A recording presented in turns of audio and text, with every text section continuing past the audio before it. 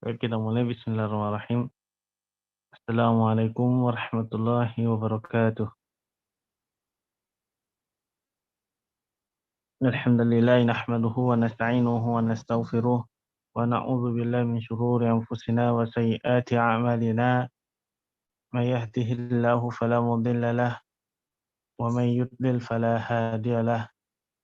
Asyhadu an la ilaha illallah wa asyhadu anna Muhammadan 'abduhu wa rasuluh. La nabiyya wa la rasula ba'da, amma ba'du. Kaifa halukum ya syabab tayyibun? Insyaallah nuwasil darsana hadzal yaum بحديث جديد، ولكن قبل ذلك نريد أن نراجع ما قد أخذنا من الشروح في الأسبوع الماضي.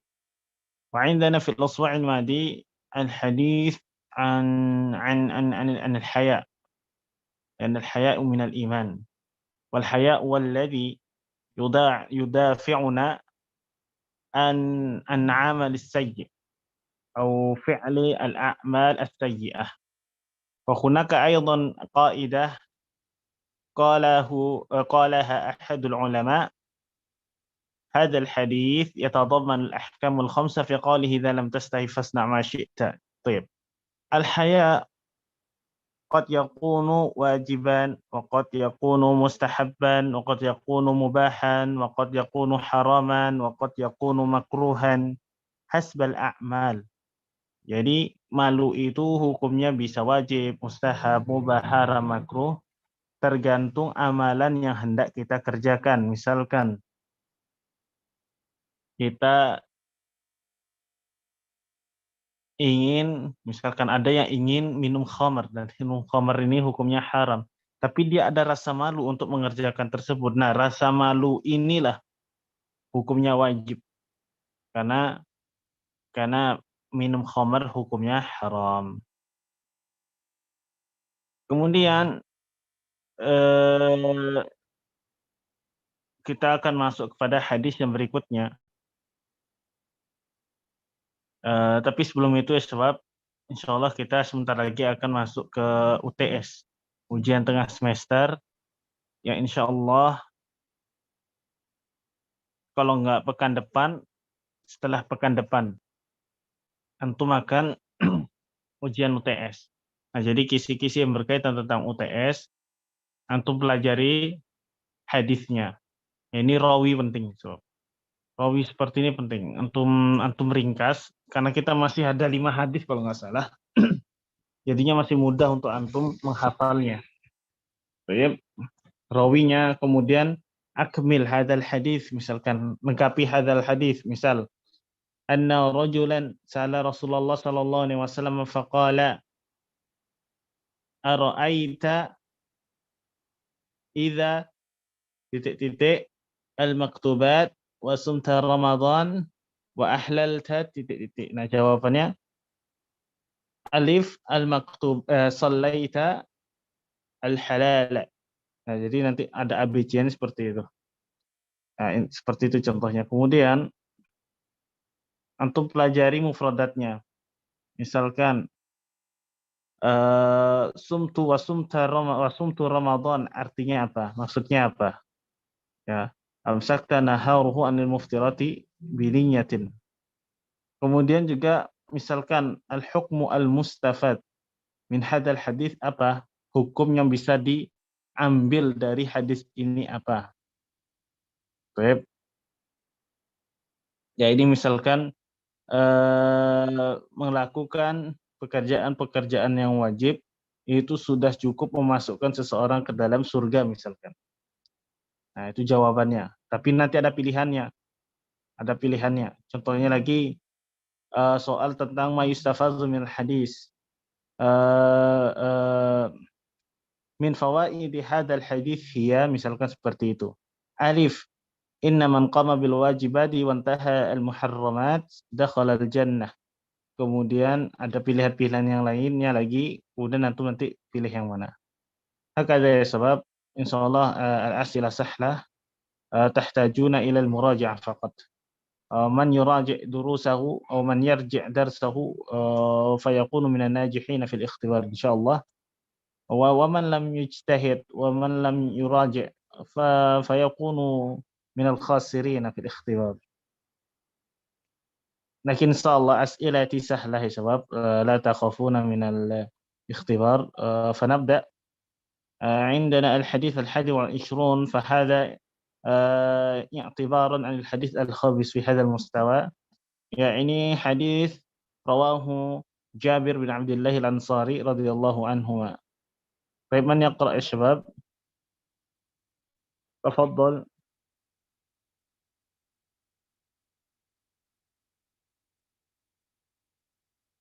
نعم تفضل يا شيخ ديماس.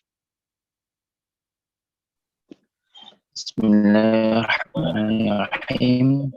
الحادث الحادي والعشرون عن أبي عبد الله بن جابر بن عبد الله الأنصاري رضي الله عنهما أن رجلا سأل رسول الله صلى الله عليه وسلم فقال: أرأيت إذا صليت المكتوبات وصمت رمضان وأحللت الحلال وحرمت الحرام ولم أزد على ذلك شيئا أدخل الجنة؟ قال: نعم.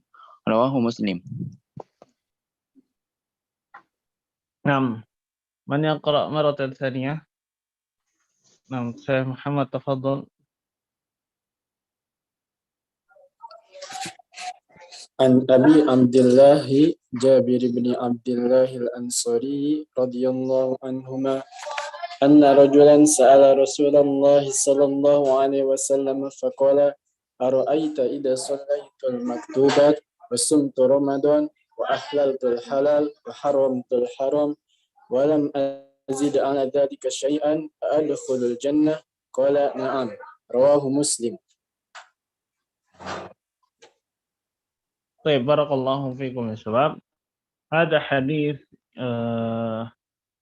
فيه فوائد كثيرة جدا. رواه أبو عبد الله جابر بن عبد الله الأنصاري رضي الله عنهما. من هو جابر يا شباب؟ من هو جابر؟ جابر بن عبد الله هو اسمه أبو عبد الله. هذا كنية يا شباب. أبو عبد الله هذا كنية، واسمه جابر ابن عبد الله الأنصاري الخزرجي، وهو من الخزرج من قوم الخزرج. Jadi Jabir bin Abdullah Al-Ansari ini dari kaum Khazraj, dari kota Madinah. Beliau berasal dari kota Madinah. Wa hum minal ansar alladzina yusa'iduna da'wat Rasulillah sallallahu alaihi wasallam inda hijratihi ila al-Madinah. Fahuna ya sabab qalahu al-Imam An-Nawawi fi hadzal hadits radhiyallahu anhuma. Nah, di sini Imam Nawawi mengatakan, di sini dikatakan radhiyallahu anhuma. Ya, ini menunjukkan bahwasanya semoga Allah Subhanahu wa taala meridhoi keduanya. Siapa yang dimaksud keduanya? Yaitu Jabir dan ayahnya Abdullah. Makanya dikatakan anhuma. Humanya ini kembali kepada Abdullah dan Jabir. Baik. Nah, Jabir hada min sighari as-sahabah.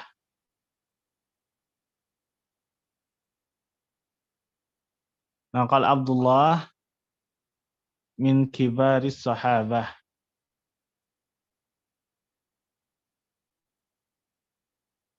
Min sighari sahabah maksudnya adalah termasuk sahabat junior.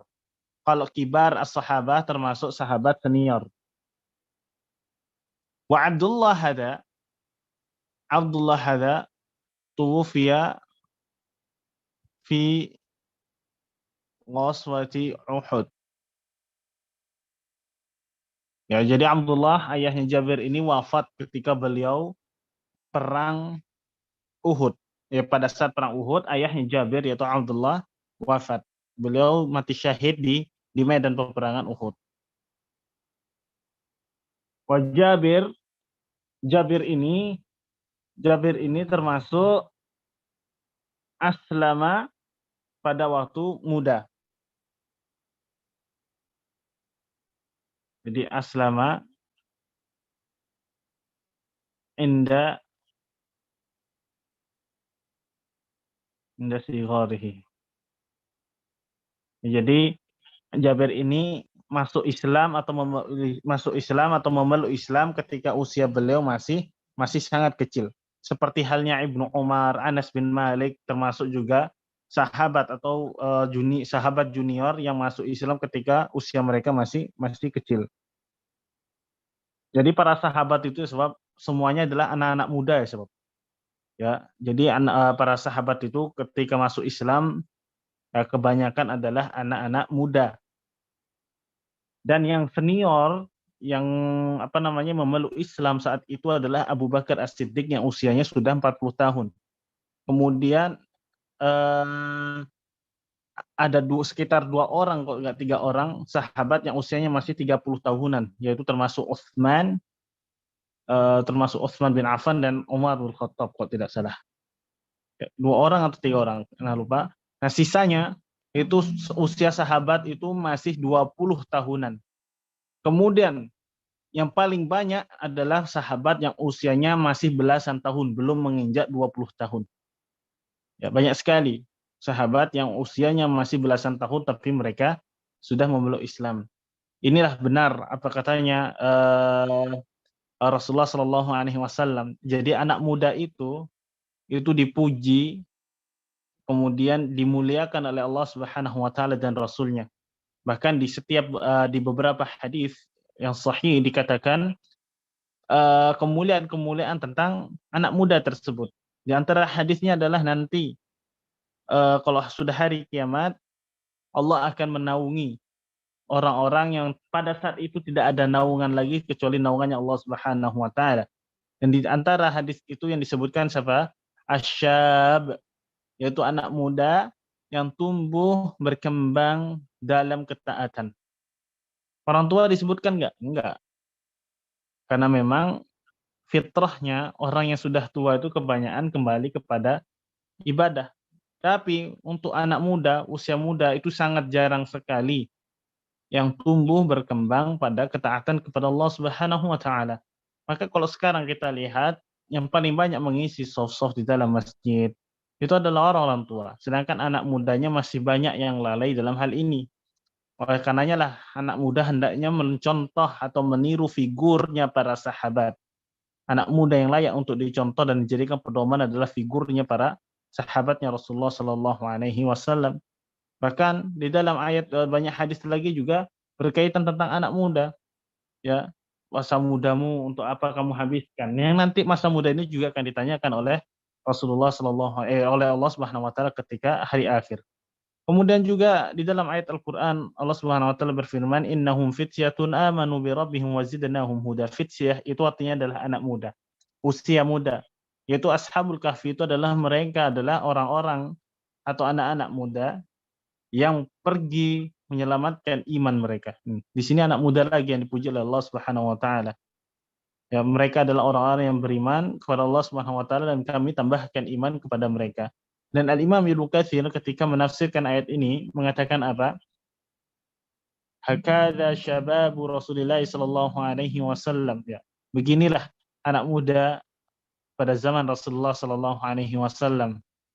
Dan yang paling banyak nih firman makna ya, dan katanya Ibnu Katsir, dan yang paling banyak memeluk agama Islam dan yang menerima dakwahnya Rasulullah sallallahu alaihi wasallam pada saat itu siapa? Syabab, anak-anak muda. Wa amma masyayikhu min Quraisy fa innahum baqau ala dinihim. Akan tetapi para sesepuh Quraisy, para tua-tuanya Quraisy, mereka tetap pada keyakinan mereka. Mereka tetap pada akidah nenek moyang mereka. Ya, jadi siapa figur yang paling banyak membantu dakwah Rasulullah? Anak muda. Dan di antara anak muda itu adalah Jabir.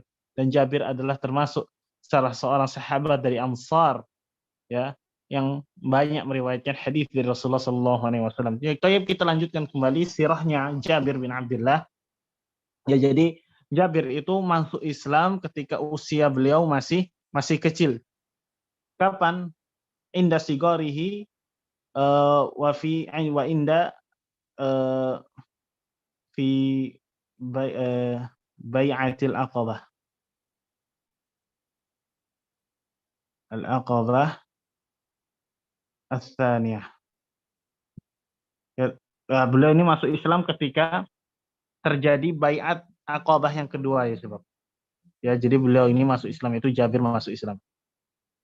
Dan ketika Rasulullah SAW hijrah ke kota Madinah, beliau ini termasuk sahabat yang ikut membantu dakwahnya Rasulullah SAW. Syahida Jabir ini syahida ghazawat. Ya. Syahida al-ghazawat kullaha. Ya. Jabir ini mengikuti seluruh peperangan illa ghazwata Badrin wa Uhudin. Ya, kecuali dua peperangan ini, Jabir selalu mengikuti perang bersama Rasulullah SAW. Ya. Nah, kenapa pada saat perang Badar dan perang Uhud inilah Jabir tidak mengikuti perang tersebut. Kenapa demikian? Karena ayahnya Jabir yaitu Abdullah melarang beliau untuk mengikuti peperangan ini. Karena kenapa? Jabir ini punya 9 saudari, 9 adik kecil, semuanya wanita. Ya, nanti kalau Jabir ikut perang, nggak ada yang jagain adik-adiknya ini. Oleh karenanya lah ayahnya melarang Jabir ikut perang untuk merawat saudari-saudari beliau. Maka beliau tidak berangkat ke medan peperangan Uhud dan Badar, ya. Dan ternyata pada perang Uhud ayah beliau syahid bersama dengan 70 sahabat yang lainnya. Dan setelah perang Uhud itu barulah Jabir bin Abdullah ini mengikuti semua peperangan yang diikuti oleh Rasulullah SAW. Kemudian beliau ini juga termasuk salah seorang sahabat yang paling banyak meriwayatkan hadis. Wa huwa min aktsari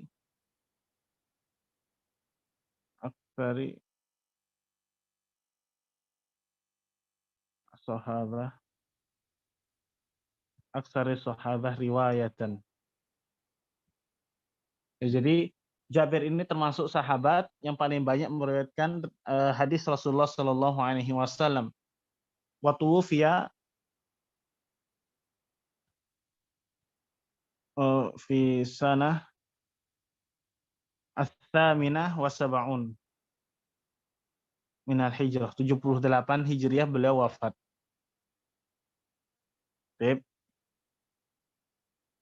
Nah, jadi ini sirahnya sob. Radhiyallahu anhuma. Nah, beliau inilah yang meriwayatkan dari Rasulullah SAW. Ya, Jabir mengatakan, anna rajulan sa'ala Rasulullah SAW.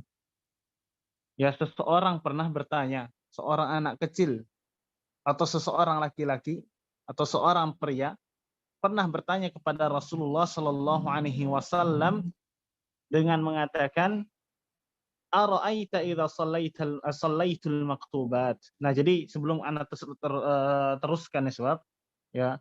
Jadi pernah suatu ketika ada seorang pria pernah bertanya kepada Rasulullah SAW, dan kemudian ada para ulama mengatakan bahwasanya Jabir bin Abdullah ini pernah menyampaikan bahwasanya yang dimaksud orang di sini, seorang pria di sini, itu siapa? Orang yang bertanya kepada Rasulullah SAW.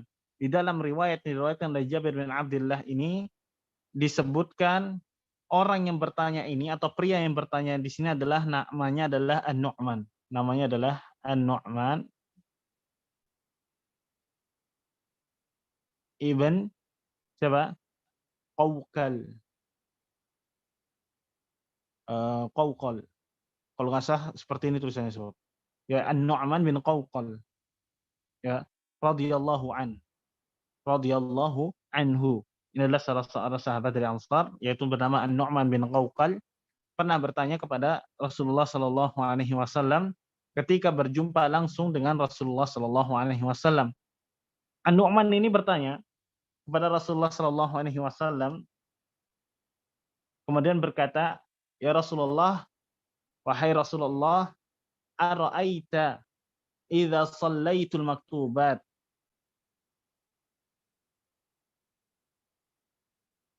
Ara'aita di sini maksudnya adalah akhbirni. Ara'aita di sini artinya adalah akhbirni.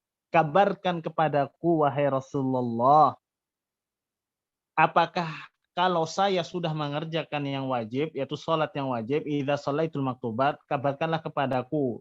Apakah jikalau aku sudah melakukan atau sudah melaksanakan sholat-sholat yang wajib, sholat 5 waktu yang wajib, kemudian aku juga sudah wasumtu Ramadan, aku juga telah melaksanakan puasa Ramadan, wa ahlaltul halala, dan aku juga sudah menghalalkan yang halal, aku mengatakan yang halal ya halal, wa haramtul haram, dan aku mengharamkan apa yang diharamkan.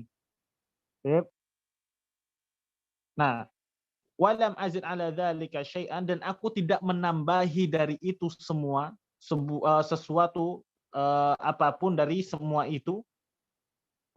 Jadi di sini An-Nu'man ini hanya mencukupkan dengan yang wajib-wajib saja, tidak menambahkan amalan-amalan sunnah-sunnah saja. Tidak menambahkan amalan-amalan sunnah atau tidak menambahkan amalan-amalan yang tidak pernah diajarkan oleh Rasulullah Shallallahu Alaihi Wasallam. Kemudian si rajul ini atau An-Nu'man ini mengatakan, a'adkhulul jannah, apakah aku masuk surga wahai Rasulullah? Apa katanya Rasulullah Shallallahu Alaihi Wasallam? Naam, iya, engkau akan masuk surga. Dan hal ini ya sebab dalam hadis ini menunjukkan bahwasannya orang yang sudah mengerjakan perkara-perkara yang wajib dan meninggalkan perkara-perkara yang diharamkan oleh Allah Subhanahu wa taala dan tidak menambahkan sesuatu pun dari yang sunnah-sunnah sebagaimana yang kita pahami dari perkataan An-Nu'man Qawqal di sini. Secara zahirnya di sini An-Nu'man hanya mencukupkan dirinya melakukan amalan yang wajib saja tanpa menambah amalan-amalan yang sunnah saja. Ya, kita bisa pahami ini dari perkataan atau pertanyaannya An-Nu'man di dalam hadis ini. Kemudian Rasulullah SAW mengatakan, maksudnya Nu'man mengatakan demikian, dan aku tidak menambah sedikit pun di atas amalan-amalan itu, yaitu mengerjakan yang wajib saja dan meninggalkan yang haram-haram, ya. Itu katanya Nu'man. Maka apa katanya Rasulullah SAW? Iya, engkau akan masuk surga. Engkau akan masuk surga. Dan hal ini juga senada ya sob. Hal ini juga senada dengan apa yang disabdakan, apa yang juga yang telah difirmankan oleh Allah Subhanahu wa taala di dalam surah Al-Fatir. Ayat 22 beliau berfirman, "Tsumma awrathnal kitab", kemudian kami mewariskan kitab Al-Qur'an, "alladzina astafaina min ibadina", kepada orang-orang yang telah kami pilih dari hamba-hamba kami. Faminhum zalimun li nafsih. Ini kelompok yang pertama ya sebab. Ya. Maka di antara mereka ada orang-orang yang menzalimi dirinya sendiri. Wa minhum muqtasidun, dan ada di antara mereka yang tengah-tengah. Jadi ada golongan zalim, ada golongan yang tengah-tengah. Wa minhum sabiqun bil khairati biiznillah, dan ada juga sebagian dari mereka yang unggul dengan kebaikan-kebaikan dengan izin Allah Subhanahu wa taala. Dzalika huwal fadlul kabir, dan itu adalah kemenangan yang sungguh besar. Nah, jadi di ayat ini dalam surah Al-Fatir ayat 22 ini Allah Subhanahu wa taala membagi 3 golongan manusia. Faminhum zalimun li nafsihi, yaitu di antara mereka ada yang zalim, wa minhum muqtasid, dan di antara mereka ada yang pertengahan, wa minhum sabiqun bil khairat, dan di antara mereka ada yang berlomba-lomba atau ada yang unggul dengan kebaikan-kebaikan atas izin Allah Subhanahu wa taala. Nah, jadi dalam ayat ini kita bisa simpulkan ya, golongan atau kelompok tersebut yang pertama adalah orang-orang yang menzalimi dirinya sendiri. Dan ini adalah kelompok yang masih meninggalkan perkara-perkara yang wajib dan masih mengamalkan atau mengerjakan perkara-perkara yang diharamkan oleh Allah Subhanahu wa taala. Dan mereka inilah kelompok yang dimaksud oleh Allah Subhanahu wa taala menzalimi diri sendiri. Karena kezaliman adalah, apakah kezaliman itu kata para ulama, menempatkan sesuatu tidak pada tempatnya. Ya, menempatkan sesuatu pada tidak tempatnya yang seharusnya menjadi kewajiban malah tidak dilakukan. Sedangkan yang harusnya menjadi keharaman atau larangan malah dikerjakan. Ini menzalimi diri sendiri. Karena apa akibat dari zalim kepada diri sendiri ini? Ya, akibatnya perbuatan ini akan kembali kepada dirinya sendiri. Allah sama sekali tidak berkurang kuasanya. Jadi kalau antum berbuat zalim pada diri antum sendiri, ini tidak akan mengurangi kekuasaannya Allah Subhanahu wa taala dan tidak akan mengurangi kewibawaan Allah Subhanahu wa taala. Ya, semua akibat yang kita lakukan dari perbuatan zalim pada diri kita ini, ya, pada diri kita sendiri ini akan ditanggung oleh akan ditanggung oleh diri kita sendiri. Tidak ada yang menanggung kecuali diri kita sendiri. Maka semua keburukan akan kembali kepada kita. Semua kerugian akan kembali kepada kita semua. Kemudian yang kedua, yaitu orang-orang yang mencukupkan diri dengan yang wajib-wajib saja. Inilah yang Ana maksud, ayat ini sesuai dengan hadisnya Jabir. Yaitu yang kelompok kedua adalah orang yang sedang-sedang atau orang yang ada pada pertengahan. Kelompok pertengahan ini adalah kelompok, katanya para ulama dalam tafsirannya, orang-orang yang mencukupkan diri dengan yang wajib-wajib saja. Juga tidak menambah amalan-amalan yang sunnah. Juga tidak menambah amalan-amalan yang tidak pernah diajarkan oleh Rasulullah Shallallahu Alaihi Wasallam. Ya, nah tetapi walaupun mereka ini kelompok kedua ini hanya mengerjakan amalan yang wajib-wajib saja, mereka juga meninggalkan semua yang diharamkan oleh Allah Subhanahu Wa Taala. Jadi mereka mencukupkan dengan amalan wajib dan meninggalkan yang Allah haramkan. Inilah yang dikatakan oleh Rasulullah Shallallahu Alaihi Wasallam yang ditanyakan oleh Nu'man bin Muqawqal di dalam hadis ini yang diriwayatkan oleh Jabir bin Abdullah. Kemudian kelompok ketiga itulah orang-orang yang unggul. Orang-orang yang unggul itu adalah orang-orang yang tidak mencukupkan diri mereka dengan yang wajib saja, tetapi mereka juga menambah dengan yang sunnah-sunnah. Mereka meninggalkan semua yang dilarang oleh Allah Subhanahu wa taala. Semua yang hukumnya haram, bahkan juga menambah dengan meninggalkan yang makruh-makruh atau juga yang mubah, karena kekhawatiran mereka kalau seandainya yang mubah itu nanti malah menarik mereka kepada yang diharamkan oleh Allah Subhanahu wa taala, maka ini akan mencelakakan diri mereka. Jadi ada 3 kelompok yang Allah Subhanahu wa taala firmankan, Allah Subhanahu wa taala sebutkan di dalam ayat-ayat ini. Kemudian yang pertama adalah orang-orang zalim, yang kedua adalah kelompok pertengahan, yang ketiga adalah orang yang unggul dalam kebaikan. Dan karakter di dalam hadis ini yaitu yang dikatakan oleh Jabir bin Abdullah, yaitu orang-orang muqtasid. Ya, di sini adalah muqtasidun. Muqtasidun adalah orang-orang yang ada di pertengahan, kelompok pertengahan yang mencukupkan diri mereka dengan amalan-amalan yang wajib saja tanpa menambah dengan amalan-amalan yang sunnah. Kemudian juga mereka meninggalkan perkara yang diharamkan oleh Allah Subhanahu wa taala. Yang seperti ini yang dinamakan dengan muqtasid. Dan hal itu ya cukup membuat seorang hamba masuk ke dalam surganya Allah Subhanahu wa taala. Tapi bukan berarti kita meremehkan amalan sunnah, bukan. Malah cuma sunnah aja, enggak demikian. Nah, jadi hadis ini bukan maksud untuk meremehkan yang sunnah, enggak. Jadi orang ini hanya mencukupkan dirinya pada amalan-amalan yang wajib tanpa meremehkan amalan-amalan yang sunnah serta meninggalkan apa-apa yang diharamkan oleh Allah Subhanahu wa taala. Nah, yang bermasalah adalah orang itu kalau meremehkan amalan yang sunnah dengan mengatakan wah lah cuma sunnah doang. Nah, seperti itu. Nah, ya. Jadi An-Nu'man di sini, yaitu seorang rajul di sini, dia hanya mencukupkan pada yang wajib, kemudian tidak meremehkan amalan yang sunnah, ya. Kemudian apa? Kemudian dia juga meninggalkan apa-apa yang diharamkan oleh Allah Subhanahu wa taala. Dan ini adalah sebuah pertanyaan, sebuah analogi, gambaran, apakah jika seorang hamba itu hanya mencukupkan diri dengan amalan yang wajib bisa masuk surga? Maka Rasulullah Shallallahu Alaihi Wasallam mengatakan, iya, ia akan masuk surga. Ya, jadi amalan ini sudah cukup membawa seseorang hamba itu masuk ke dalam surganya Allah Subhanahu wa taala. Ya, itu seperti yang diriwayatkan oleh Jabir bin Abdullah di dalam riwayatnya, dan hadis ini hadisnya sahih diriwayatkan oleh Al-Imam Muslim. Baik, kita hapus dulu.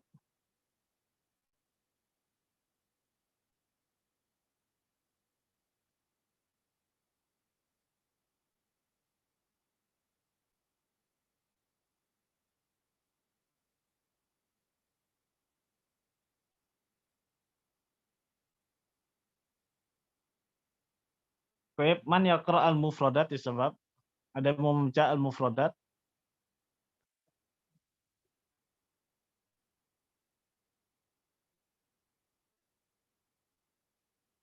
Baik. Tafadhal ya Syekh Ahmad. نعم أستاذ Al-mufradat mafhum? Asy-syarah mafhum wala? إن شاء الله. ها؟ نعم أستاذ إن شاء الله. Baik, iqra al-mufradat. بسم الله. المفردات أن رجلان هو نعمان ابن قوقل وقيل غيره. Wakila ghairuhu. هو نعمان ابن قوقل وقيل غيره. أرأيت أي أخبرني المكتوبات المفروضات الخمس وصمت رمضان أمسكت نهاره عن المفطرات بنية Biniyatin. عن Biniyatin. Biniyatin. أمسكت نهاره عن المفطرات بنية Al-muftirati. أمسكت نهاره عن المفطرات بنية أحللت حلال فعله معتقدا حلة حرمت الحرام اجتنبته معتقدا حرمته ولم أزد على ذلك شيئا من التو Naam, tafadhal wasil. ولم أزد على ذلك Tatawwu'at. ولم أزد على ذلك شيئا أي من الطواعة أدخل Tatawwu'at. من التطوعات أدخل الجنة.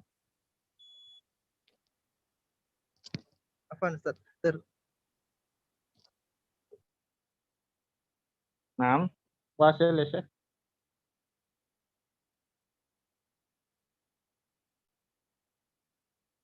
Naam. Baik. Jadi kita bahas mufradat. Anna rajulan. Nah, sesungguhnya ada seorang pria bertanya kepada Rasulullah, yang dimaksud pria di sini adalah An-Nu'man bin Qawqal. Kemudian Anda juga yang mengatakan wa qila ghairuhu. Kalau ada lafaz qila ini artinya katanya, kalau orang Jawa bilang jari nih. Nah, ini namanya lafdzus syak. Lafdzus syak. Namanya lafdzus syak. Asyak, lafaz yang menunjukkan keraguan-raguan. Argumen, ya kalau antum berhujah dengan kata siapa? Mana dalilnya? Qila. Nah, kalau sudah pakai qila ini namanya lafdzus syak. Lafaz yang menunjukkan sebuah keraguan-raguan. Ara'aitana. Ara'aita ini artinya adalah akhbirni. Kabarkan kepadaku. Ya, akhbirni artinya kabarkan kepadaku. Al-maktubat, artinya al-maktubat itu artinya adalah al-wajibat. Al-wajibat juga bisa disebut dengan al-mafrudat, al-khams. Maksudnya adalah kewajiban-kewajiban yang 5. Nah, al-mafrudat ini kewajiban-kewajiban yang 5. Apa itu al-mafrudat al-khams? Salat 5 waktu. Nah, di sini al-mafrudat al-khamsu atau al-mafrudat al-khamsatu bisa disebut. Wasumtu Ramadan, dan aku puasa Ramadan. Apa itu puasa Ramadan? Yaitu amsaktu naharahu. Aku menahan diriku pada siang hari anil muftirati, dari memakan atau dari yang membatalkan puasa. Muftirat itu artinya membatalkan puasa. Nah, kalau antum pernah mendengar kata iftar, nah mungkin itu bukan mungkin, itu emang dari kata aftara yuftiru al-muftirat. Al-muftirat adalah sesuatu yang membatalkan puasa dengan niat. Jadi aku menahan siang hariku, ya, menahan diriku pada siang hari dari apa-apa yang membatalkan puasaku dengan niat. Jadi antum menahan diri antum untuk tidak makan minum dengan niat. Itu yang dinamakan dengan puasa Ramadan. Dan adapun Ramadan itu adalah sebuah kebiasaan orang Arab kalau menamakan sebuah tempat atau menamakan sebuah bulan, itu mereka menggunakan sesuatu yang terjadi pada hari itu atau pada bulan itu. Dan bulan Ramadan dinamakan Ramadan karena pada bulan itu adalah musim panas. Ya, musim panas yaitu tingkatannya paling atas kok di Jazirah Arab. Makanya dikatakan Ramadan dari kata ar-ramdha. Ar-ramdha itu adalah kerikil panas. Ya, kenapa kerikil panas? Ya karena pada musim panas itu bebatuan-batuan di Jazirah Arab itu sangat panas. Kalau antum nggak pakai kaki bisa melepuh kaki antum. Nah, itu dikatakan Ramadan dari kata ar-ramdha. Ya karena syiddatul hararah. Oleh karenanya lah bulan Ramadan dinamakan dengan ar-Ramadan. Nah, sebelum disyariatkannya wajibnya puasa Ramadan, jadi puasa wajib yang dilakukan atau yang dilaksanakan oleh Rasulullah SAW itu adalah puasa Asyura. Itu adalah puasa wajibnya. Sampai akhirnya turunlah ayat mengenai puasa Ramadan, ya, turun syariat wajibnya puasa Ramadan, maka kewajiban puasa Asyura ini dihapus dengan puasa Ramadan, dengan turunnya ayat tentang wajibnya melaksanakan puasa Ramadan. Jadi sebelum puasa Ramadan itu puasa yang dilaksanakan atau yang wajib dilakukan oleh Rasulullah adalah puasa Asyura. Sampai akhirnya hukum kewajiban puasa Asyura ini dihapus dengan turunnya ayat kewajiban puasa Ramadan. Kemudian ahalaltul halal, kemudian apakah jika aku menghalalkan yang halal? Maksudnya apa menghalalkan yang halal? Yani fi'luhu fa'alahu mu'taqidan, ya, mengerjakannya, yaitu mengerjakan yang halal, haknya ini, hak dhamirnya ini kembali kepada al-halal, yaitu mengerjakan yang halal dengan i'tiqad, dengan keyakinan akan kehalalannya. Ya, jadi aku misalkan saya mengerjakan perbuatan yang halal nih. Ya, dan diriku yakin 100% bahwa hal yang aku kerjakan ini halal misalkan. Ya. Kemudian haramtul haram, kemudian aku mengharamkan yang haram. Maksudnya apa? Mengharamkan yang haram yaitu ijtanabtu mu'taqidan hurmatahu. Ya, aku meninggalkannya, yaitu meninggalkan yang haram dengan berkeyakinan pada diriku akan keharaman hal tersebut. Itu maksudnya. Walam azid ala dzalika syai'un, dan aku tidak menambah hal tersebut, tidak menambahkan dari yang wajib. Maksudnya adalah minat tatawu'at, tidak menambahkan hal-hal yang at-tatawwu' yang sunnah-sunnah. Salatut tatawwu' itu artinya salat sunnah. Adapun tatawu'at itu adalah bentuk jamak. Tatawu'at itu bentuk jamak dari at-tatawwu'u. Artinya adalah yang sunnah-sunnah. Adkhulul jannah, apakah aku masuk surga? Maksudnya adalah astahiqu dukhulal jannah, apakah aku astahiq, berhak, dukhul, masuk, al jannah, surga, apakah aku berhak masuk ke dalam surga? Apa katanya Rasulullah? Na'am, tadkhulul jannah, kamu masuk ke dalam surganya Allah Subhanahu wa ta'ala. Nah, ya syabab, man yaqra asy-syarah.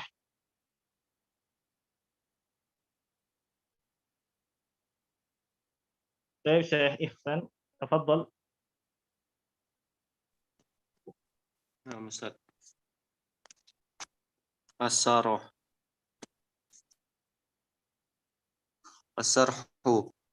Naam. يخبرنا الصحابي راوي هذا الحديث أنه طالب Rawi hadzal hadits ya Syekh.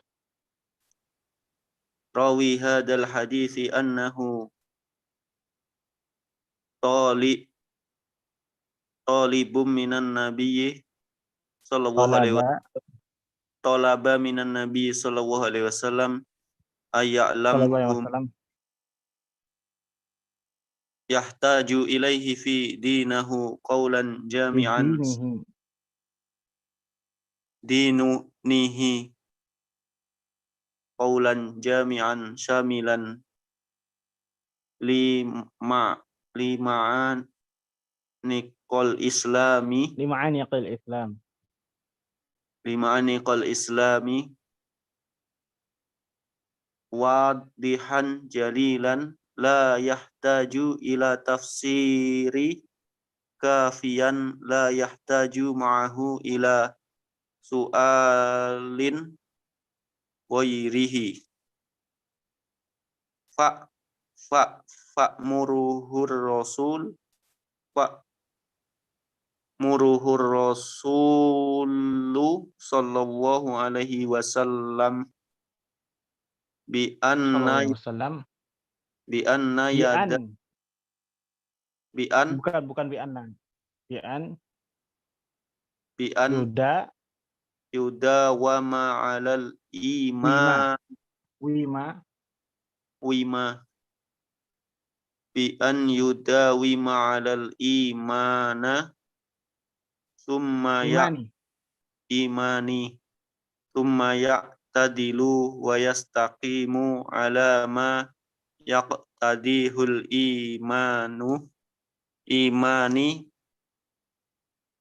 min imtisa lil awamur muru nida biha wa wajibaha wajtanabu an-nawahi haramuha wa Hasbuk ya Syekh Syekh Ihsan, barakallahu fiik. Nurid fikum. talib akhar, naam. Nurid talib akhar hatta yusharik jami'a tullab.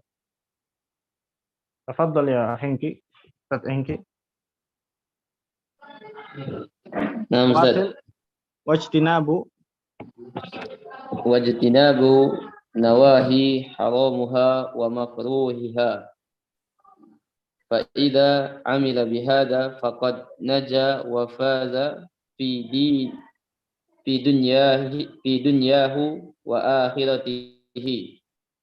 Wa qad warada fil Qur'anil azizil al-fadlil azim liman amana billahi summa istaqama qala subhanahu wa ta'ala innal ladina qalu rabbuna Allah summa istaqamu tatanazzalu alaihimul malaikatu alla takhafu wa la tahzanu wa abshiru bil jannati allati kuntum tu'adun nahnu awliya'ukum fil hayatid dunya wa fil akhirati wa lakum fiha ma tashtahi anfusukum wa lakum fiha ma tad'una nuzulan min ghafurir rahim. Naam, hasbuk barakallahu fiik ya syabab. Wa fika ya Ustaz. Naam. Qadir.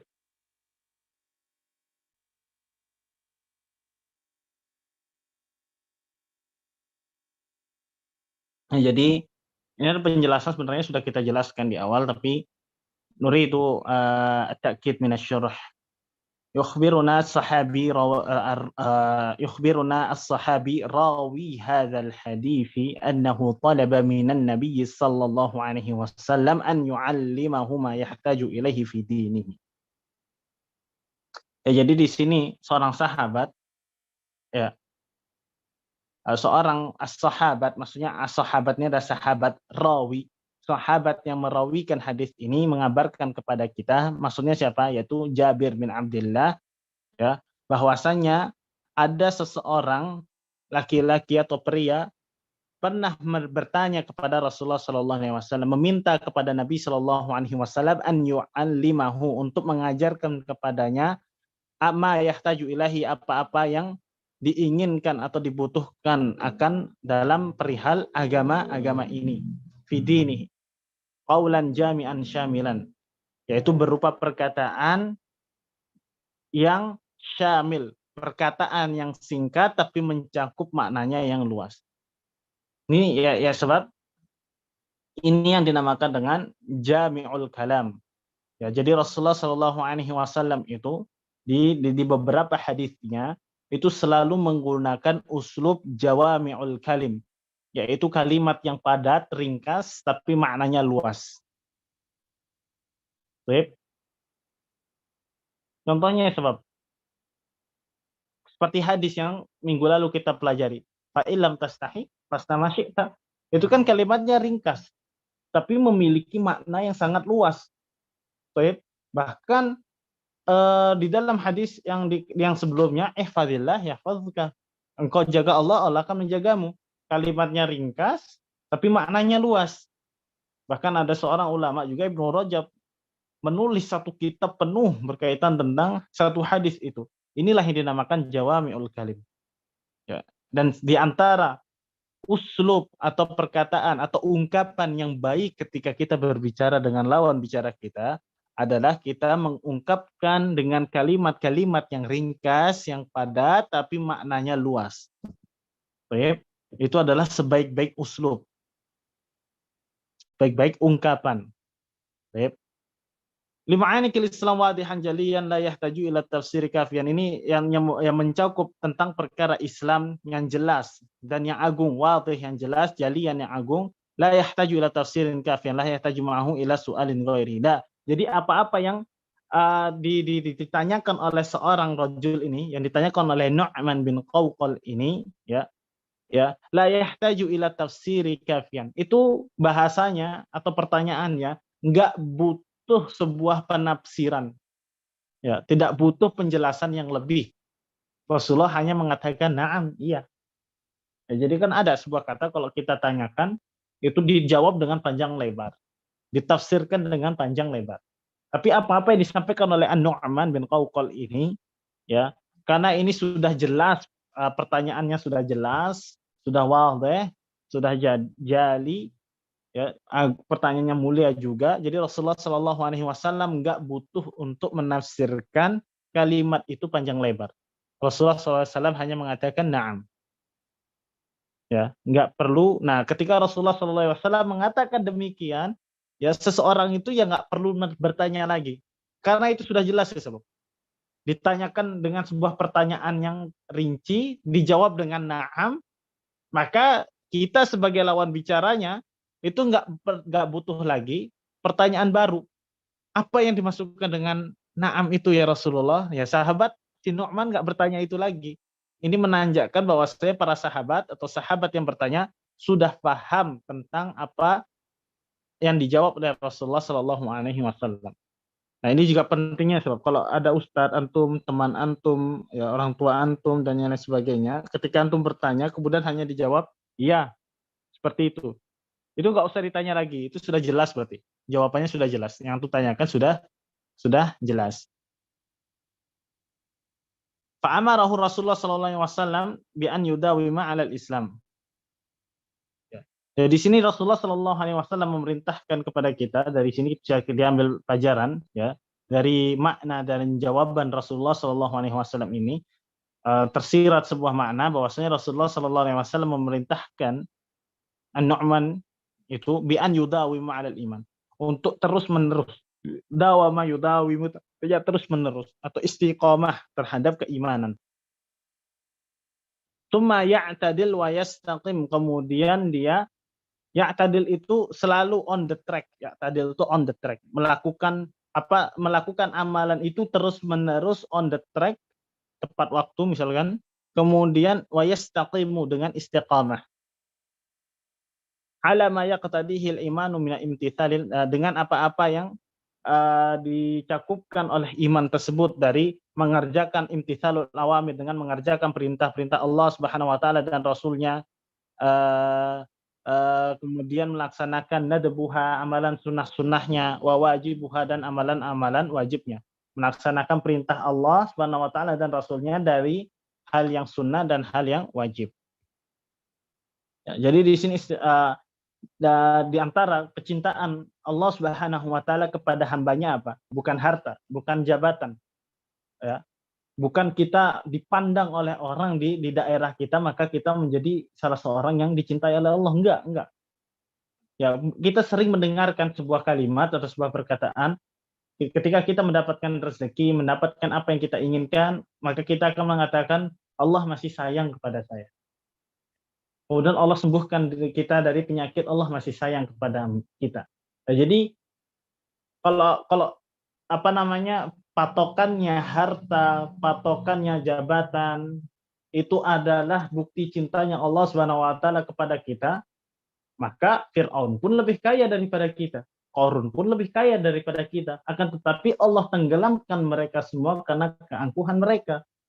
Nah, jadi kekayaan, jabatan, Fir'aun itu lebih tinggi jabatannya, raja yang punya negeri Mesir. Kok patokannya jabatan, harta adalah bentuk cintanya Allah kepada seorang hamba, maka ini salah total. Karena Rasulullah SAW pernah bersabda, Innallaha yu'tid dunya, memberikan dunia, sesungguhnya Allah memberikan dunia, ila man yuhibbuhu wa ila man la yuhibbu. Allah Subhanahu wa taala memberikan dunia ini kepada siapa yang ia cintai dan kepada siapa yang ia tidak cintai. Jadi kafir muslim dapat semuanya perkara dunia. Wala yu'ti al-imana illa man yu'min. Au illa man aman. Allah Subhanahu wa taala akan tetapi Allah Subhanahu wa taala tidak akan memberikan iman ini, ya, hidayah ini kecuali kepada yang Allah cintai. Ya. Wala yu'ti hadzal iman illa man yuhib. Tidak akan memberikan keimanan ini kecuali kepada yang ia cintai. Jadi kalau antum walaupun kita nggak punya apa namanya kekayaan yang melimpah, ya rezeki cukup lah, cukup punya rumah, alhamdulillah, cukup punya apa namanya usaha, cukup punya mobil misalkan, ya alhamdulillah, ya itu adalah kemudian antum Allah mudahkan ibadah, melakukan yang wajib, melakukan yang sunnah, melaksanakan apa-apa yang diperintahkan, itu adalah bukti kecintaan Allah Subhanahu wa taala kepada antum. Nah, kalau kita sulit untuk melakukan ibadah, sulit meninggalkan yang Allah larang, nah bisa jadi ini peringatan bagi kita dan bukan tanda cinta Allah kepada kita. Ya. Begitu pula dengan sini, sebab kalau orang Allah Subhanahu wa taala itu sangat mencintai seseorang yang melakukan sesuatu kontinu terus-menerus walaupun amalan itu kecil. Apa katanya? Ahabballahu, ya Allah, yang paling Allah cintai adalah aqalluha wa adwamuha. Fima makna seperti itu, yaitu amalannya kecil tapi kontinu dilakukan, terus-menerus dilakukan. Misalkan antum memiliki kebiasaan menyingkirkan benda yang membahayakan orang di jalan. Itu perkara kecil, tapi itu adalah bagian dari iman. Tumitul ada anat tariqis shadaqah. Ya, itu salah satu perkara iman itu kan memiliki cabang, dan di antara cabangnya adalah menyingkirkan apa namanya yang membahayakan di jalan. Itu juga termasuk sedekah. Tapi antum walaupun perkara itu kecil, tapi antum lakukan terus-menerus, bisa jadi itu adalah hal yang Allah cintai, Allah Subhanahu wa taala cintai. Wajtinabun nawahi hurmuha wa makruha. Kita juga menjauhi apa-apa yang dilarang oleh Allah Subhanahu wa taala dari perkara yang haram dan yang perkara yang makruh. Fa idza amila bihadza faqad naja wa faza fi dunya wa akhirati. Barang siapa yang melakukan ini, maka dia sudah naja yanju itu selamat. Wa faza menang, sukses fi dunya wa akhiratihi, di dunianya dan akhiratnya. Wa qad warada fil Qur'anil Aziz al-fadl azim liman amana billahi tsumma istaqama. Dan sudah Allah Subhanahu wa taala sebutkan di dalam Al-Qur'anul Karim, ya, bagi siapa yang beriman kepada Allah Subhanahu wa taala, tsumma istaqama, kemudian dia istiqomah dalam hal tersebut, maka Allah Subhanahu wa taala berfirman, innal ladzina qalu rabbunallahu tsumma istaqamu. Sesungguhnya orang-orang yang berkata, Tuhan kami adalah Allah, kemudian mereka meneguhkan pendirian mereka, mereka istiqomah terhadap pendirian mereka tersebut, amalan tersebut. Tatanazzalu alaihimul malaikah. Kemudian maka malaikat-malaikat akan turun kepada mereka dengan berkata, alla takhafu wa la tahzanu wa abshiru bil jannah. Janganlah engkau kalian takut Wala tahzanu, janganlah kalian bersedih. Wa abshiru bil jannah, dan bergembiralah kamu dengan memperoleh surga. Allati kuntum tu'adun, ya, bergembiralah kamu dengan memperoleh surga ini yang telah dijanjikan kepadamu. Allati kuntum tu'adun, yang telah dijanjikan kepadamu ini. Kemudian di ayat yang berikutnya Allah Subhanahu wa taala mengatakan, nahnu awliya'ukum fil hayatid dunya wa fil akhirah. Kamilah pelindung-pelindungmu dalam kehidupan dunia dan akhirat. Walakum fiha ma tashtahi anfusukum. Ya, di dalamnya surga, ya, kamu memperoleh apa yang kamu inginkan. Untuk ingin buah, ingin daging, ingin apa saja, Allah berikan. Kalian akan memperoleh hal tersebut. Semuanya ada di sana. Walakum fiha ma tad'un, dan memperoleh apa yang kamu minta. Jadi apapun yang antum minta, antum akan peroleh. Inilah janji Allah Subhanahu wa taala. Ayat ini namanya al-wa'du. Jadi di dalam Al-Qur'an itu ada yang namanya al-wa'du wal wa'id. Al-wa'du itu janji. Al-wa'du itu janji. Dan ayat ini termasuk janji. Allah Subhanahu wa taala bagi siapa saja yang beriman di jalan Allah kemudian dia istiqomah dalam keimanan tersebut. Dalam istiqomah dalam keimanan tersebut. Istiqomah dalam keteguhan pendirian mereka tersebut. Dan mereka inilah yang disampaikan kabar gembira oleh para malaikat untuk tidak sedih dan takut, tapi hendaknya dia berbahagia karena dia akan mendapatkan surga yang telah dijanjikan kepada kita. Ayat ini berbicara tentang al-wa'du, janji Allah Subhanahu wa taala kepada siapa saja yang beriman, kemudian melakukan amalan-amalan yang diperintahkan, menjauhi yang dilarang, dan dia istiqamah, ya, dalam hal tersebut. Kemudian ada juga yang namanya al-wa'id. Al-wa'id itu ancaman. Misalkan innal munafiqina fid darkil asfali minan nar. Sesungguhnya orang-orang munafik itu berada di kerak neraka yang paling bawah, paling dalam. Itu adalah ayat-ayat tentang al-wa'id, tentang ancaman-ancaman. Summa baddalnahum juludan ghairaha litadzuqul adzab, kata Allah Subhanahu wa taala. Orang-orang yang masuk ke dalam neraka itu setiap kali mereka disiksa, ya, akan diganti kulit mereka itu dengan kulit yang baru. Apa tujuannya Allah melakukan hal tersebut? Liyadzuqul adzab, agar mereka itu merasakan azab ini terus-menerus. Agar mereka ini terus-menerus merasakan azab yang ditimpakan oleh Allah kepada mereka atas perbuatan mereka yang dulu pernah mereka lakukan di dunia. Baik sahabat, naktafi bihadzal qadar an hadhil al-khamis. Fa insyaallah nahnu al-ikhtibar a'mal al-fasal, ujian UTS sampai hadis ini. Antum pelajari hadis ini sampai dari hadis yang pertama sampai hadis ini. Insyaallah yang mempelajari, ya, yang antum perlu pelajari yang pertama ya, sebab antum hafalkan perawi hadisnya. Misalkan man rawi hadzal hadis, siapa yang meriwayatkan hadis ini? Jabir bin Abdullah, jawabannya. Kemudian antum hafalkan hadisnya. Misalkan nanti ana lanjutkan ayat idza lam tastahi ... Apa jawabannya? Fasla ma syi'ta. Tapi insyaallah nanti jawabannya ikhtiyari, ABC. Kemudian antum juga pelajari ma'anil kalimat, mufradatnya, kosakatanya antum pelajari, hafalkan. Kemudian hukum yang bisa kita ambil dari hadis itu. Misalkan kuntu radifan Nabi sallallahu alaihi wasallam, aku di belakang Nabi, digonceng oleh Nabi. Apa hukum yang bisa kita ambil dari hadis ini? Yaitu jawazu al-irdaf, bolehnya boncengan ala dabah, di atas hewan tunggangan, idza kana tutiqu, jikalau mampu. Tapi kalau jika tidak mampu maka enggak boleh. Kemudian ya intinya seperti itu. Insyaallah seperti itu. Insyaallah sahal esok.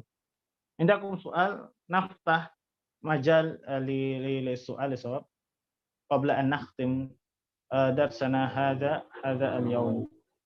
Tazir soal, ana buka dulu gini ya.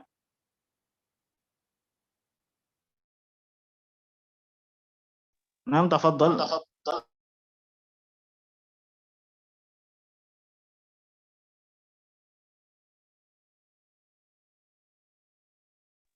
Nah, tafadhol yang mau bertanya bisa langsung bertanya, langsung bisa buka mic. Ya Ustaz. Tafadhol. Assalamualaikum. Tadi kelewat ini Ustaz, Jabir wafatnya Tahun 78 Hijriah. 78 aja. Jazakallah khair. Iya. Assalamualaikum Ustaz. Waalaikumsalam warahmatullahi. Afwan Ustaz, izin bertanya. Asal kata dari Ramadan tadi Ustaz. Tulisannya Ramadan ya. Ustaz? Ramda. Ramda.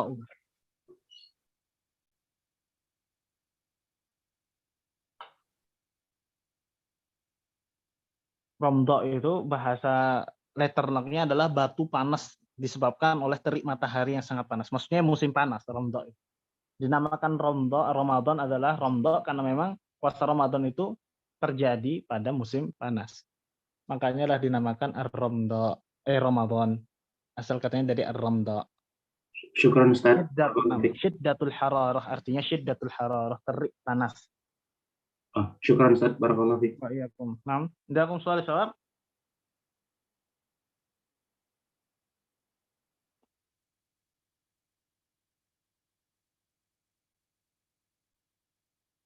Wadih asyarah, wadih hamla. Wadih jiddan Ustaz. Alhamdulillah. Baik. Karena laisa indakum soal fanaktafi ila hadzal had disebab ya pelajarin ya hadis 1 sampai hadis yang terakhir kita pelajarin ini. Soalnya UTS-nya sampai sini.